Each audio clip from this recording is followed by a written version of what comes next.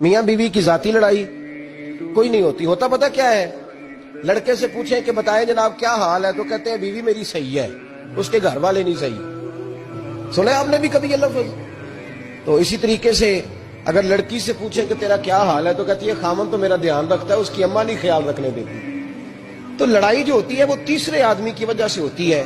تیری اماں آئی تھی تو اس طرح کہہ گئی، تیرا بھائی آ گیا تھا تو وہ یہ کہہ گیا، تیسرے فرد کی وجہ سے. میرے نبی کریم علیہ الصلوۃ والسلام نے تیسرے بندے کو سمجھایا ہے، تیسرے فرد کو حضور نے سمجھایا ہے. نبی پاک علیہ الصلوۃ والسلام نے فرمایا خبردار، ماں، بھائی، بیٹا، باپ سارے لحاظ کریں، بسنے دیں میاں بیوی. اگر شادی کر دیا تو ان کو سکون سے رہنے دو. تم دو جملے کہہ کے چلے گئے، کوئی عیب نکال کے جو چھپا ہوا تھا خامن کی نظر میں وہ نکال کے بتا دیا کہ تیری بیوی یہ کام بھی کرتی ہے.